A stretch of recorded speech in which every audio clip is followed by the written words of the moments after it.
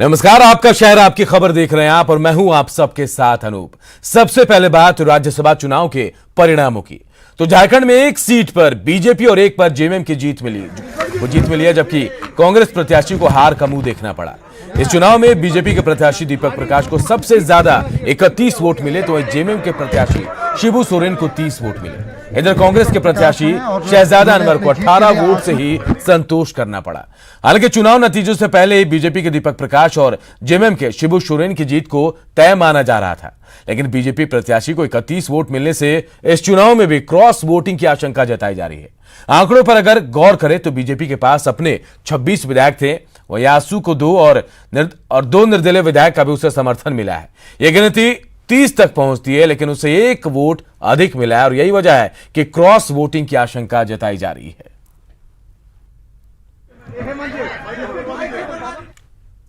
राज्यसभा चुनाव में अपने पिता शिबू सोरेन की जीत पर सीएम हेमंत सोरेन ने खुशी जताई।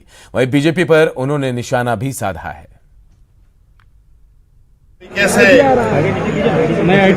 विधायकों को ये खरीद फरोख्त करते हैं, मुझे लगता है इस विषय में भी दल बदल कानून और विधायक खरीद फरोख्त पर भी कड़ा कानून बनना चाहिए। आज जिस तरीके से जनता की भावनाओं के साथ ये खिलवाड़ करते हैं, आज इस विषय पर भी बहस चर्चा होनी चाहिए, ताकि धन बल का प्रयोग लोकतंत्र में ना हो सके, क्योंकि धन बल का प्रयोग कहीं ना कहीं लोकतंत्र को तोड़ने का काम करती है। राज्यसभा चुनाव में शानदार जीत पर बीजेपी के नवनिर्वाचित सांसद दीपक प्रकाश ने भी खुशी जताई है।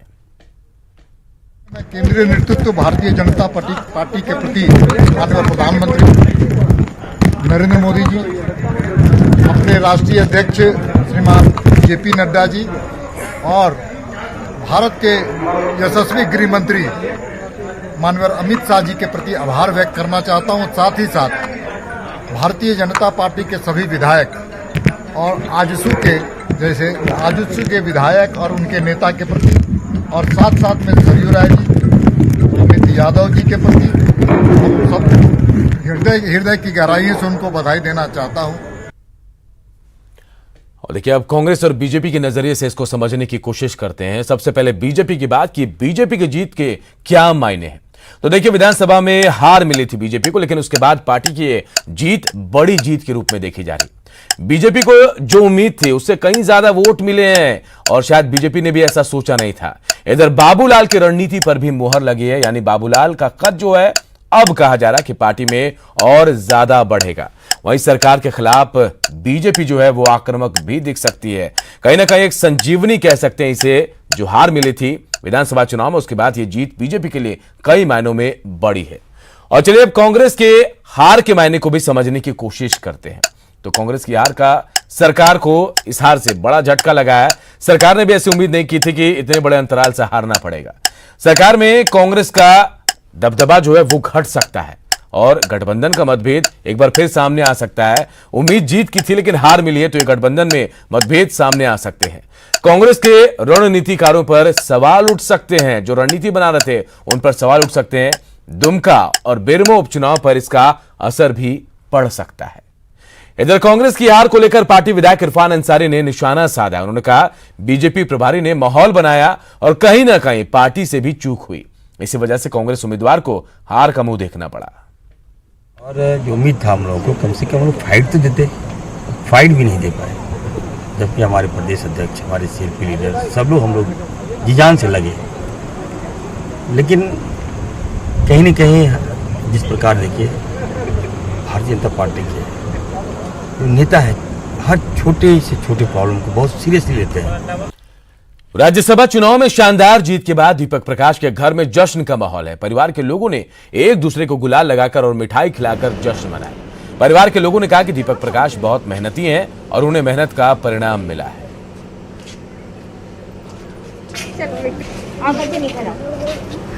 बहुत बड़ी जीत है उनके लिए, पूरे परिवार के लिए। बहुत हार्ड वर्किंग थे, डिजर्व करते थे जीतना। आज उनके लिए क्या क्या बनेगा घर में खाने को? बहुत कुछ बनेगा, जो जो उनको पसंद है, जो परिवार को पसंद है, सब कुछ बनेगा उनके लिए। बहुत ही अच्छा लग रहा है। बहुत दिनों का संघर्ष था, काफ़ी जूझ करके पूरा काम करते थे, उसका अभी परिणाम मिला है। आज सुबह से ही उठकर हम लोग पूजा पाठ किए और आज शाम का इंतज़ार था। जीत तो निश्चित थी, ये जान ही रहे थे, लेकिन परिणाम अभी आया तो सब लोग सबके साथ काफ़ी हम लोग एंजॉय कर रहे हैं, खुशी को बांट रहे हैं एक दूसरे से। इधर राजस्थान में राज्यसभा की 2 सीटों पर कांग्रेस ने कब्जा जमाया और बीजेपी को 1 सीट से ही संतोष करना पड़ा। रण में गहलोत नीति काम कर गई और कांग्रेस ने 2-1 से बाजी मार ली। हट, अब चला जादू। होगा हमारे पास जादू की छड़ी, तो ये झंडा और हट।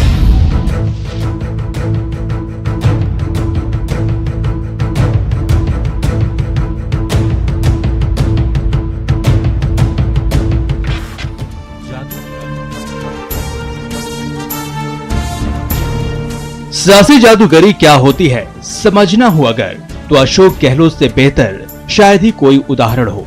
एक ऐसा लीडर जो हर चक्रव्यूह को तोड़ना जानता है, विरोधियों की रणनीति को ध्वस्त करना जानता है जीत की राह कैसे बनानी है। जी हां, राज्यसभा के रण से पहले खूब सियासी रस्साकशी हुई, आरोप प्रत्यारोप से लेकर बाड़ेबंदी तक। लेकिन जब दंगल हुआ तो जीत कांग्रेस के हाथ लगी। शानदार तरीके से अशोक गहलोत के नेतृत्व में कांग्रेस ने बाजी मारी और राज्यसभा की 2 सीटों पर कब्जा जमा लिया। कांग्रेस के केसी वेणुगोपाल और नीरज डांगी ने मैदान मार लिया। अशोक गहलोत की रणनीति फिर काम कर गई। गहलोत ने कांग्रेस के सभी विधायकों को एकजुट रखा तो निर्दलियों ने भी सीएम का भी बखूबी साथ निभाया। खासकर ओम प्रकाश हुड्डा का वोट कांग्रेस के पाले में ही गया। कहा जाता है कि ओम प्रकाश हुड्डा बीजेपी के करीबी हैं।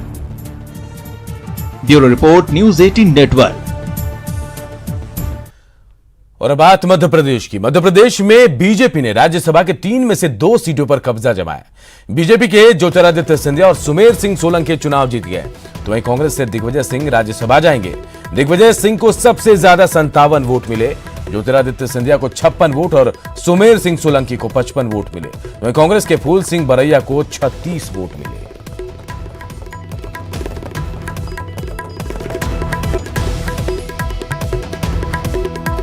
तो देखिए, ये बड़ी बातें भी हम आपको ग्राफिक्स के जरिए बता रहे हैं कि दिग्विजय सिंह को सबसे ज्यादा इस चुनाव में 57 वोट मिले हैं। बीजेपी की 2 सीटें मिली हैं, बीजेपी को और एक कांग्रेस को।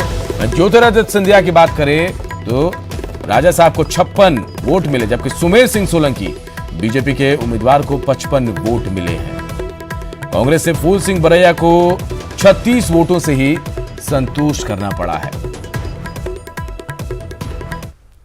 इधर चीन के साथ तनाव के बीच पीएम ने विपक्ष के नेताओं के साथ सर्वदलीय बैठक की और चीन के खिलाफ एक राष्ट्रीय नीति बनाए जाने पर मंथन किया। इस बैठक में कांग्रेस समेत 20 दलों के नेता शामिल रहे। बैठक में सोनिया गांधी, ममता बनर्जी, मायावती के साथ उद्धव ठाकरे, नवीन पटनायक, नीतीश कुमार जैसे नेता शामिल रहे। लेकिन आप और आरजेडी जैसी कई छोटी पार्टियों को बैठक में बुलावा नहीं दिया गया था। बैठक से पहले शहीदों को श्रद्धांजलि दी गई। वहीं रक्षा मंत्री राजनाथ सिंह ने आश्वस्त किया कि उनकी सेना की किसी भी हालात से निपटने के लिए सेना तैयार है। बैठक के बाद बिहार के सीएम नीतीश कुमार ने कहा, चीन के मुद्दे पर कोई मतभेद नहीं, देश हित में सारे दल एकजुट हैं। इधर भोजपुर के ज्ञानपुरा में वीर सपूत चंदन का अंतिम संस्कार संपन्न हुआ। ग्रामीणों को चंदन की शहादत पर गर्व है तो चालबाज चीन के खिलाफ गुस्सा भी दिखाई दिया।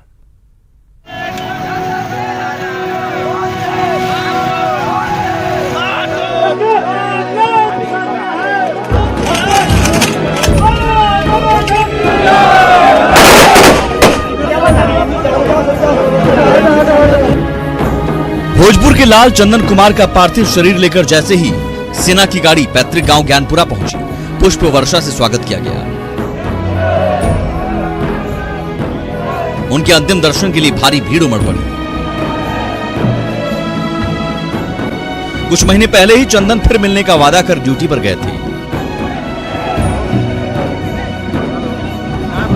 आज तिरंगे में लिपटा उनका शव घर पहुंचा।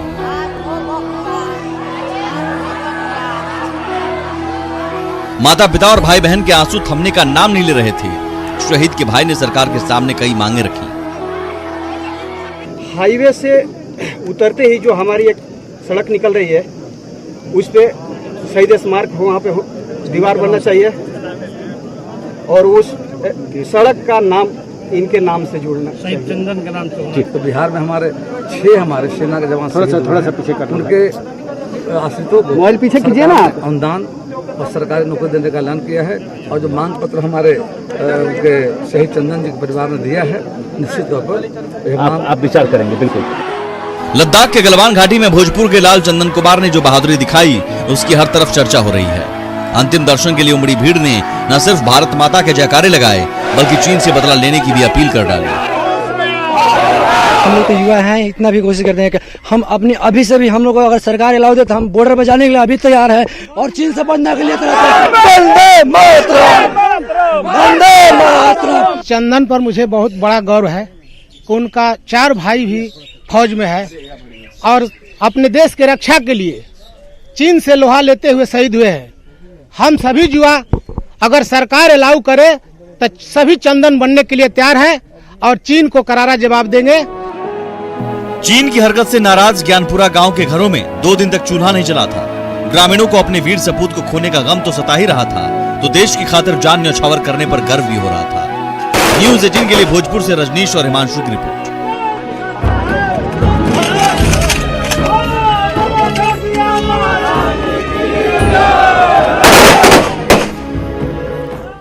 और एक बड़ी खबर इस वक्त आ रही है, नोनिया जाति अनुसूचित जनजाति में शामिल हो सकती है और बिहार सरकार ने केंद्र सरकार से इसे लेकर अनुशंसा भी कर दी है।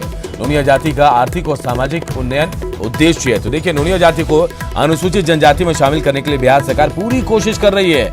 मुख्यमंत्री सचिवालय के सूत्रों की माने तो बिहार के मुख्यमंत्री नीतीश कुमार ने आर्थिक और सामाजिक उन्नयन हेतु नोनिया जाति को खरिया अनुसूचित जनजाति का पर्यायवाची घोषित करने के लिए भारत सरकार को राज्य सरकार की तरफ से अनुशंसा करने का निर्देश दे दिया है।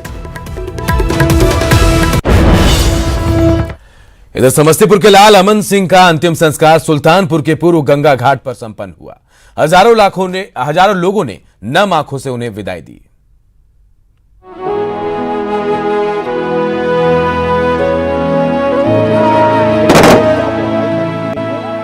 समस्तीपुर के लाल अमन सिंह का अंतिम संस्कार सुल्तानपुर के पूर्वी गंगा घाट पर संपन्न हुआ। हजारों लोगों ने नम आंखों से उन्हें विदाई दी। चारों ओर बहादुर बेटे अमन सिंह के जयकारे लग रहे हैं। चीन की कायराना हरकत की निंदा हो रही है। आखिरी यात्रा का गवाह बनने के लिए हजारों लोगों का हुजूम उमड़ पड़ा है। समस्तीपुर के लाल ने अपने प्राणों की आहुति देकर चीन के मंसूबों पर पानी फेर दिया।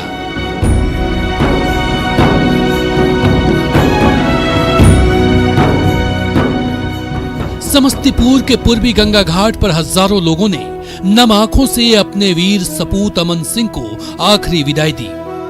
भारत सरकार, बिहार सरकार जो भी बन पाएगा हर संभव मदद करने का काम करेगी और ये वीरता का जो मिसाल पेश करने का काम किया है, जो देश के लड़ने के लिए काम किया गया है, यह देश कभी भी इस इंसान को जो बलिदान हुआ है, शहीद हुआ है, कभी भी नहीं देश भूलेगा। तिरंगे में लिपटा जैसे ही चंदन का शव उनके गांव पहुंचा, पूरा माहौल गमगीन हो गया।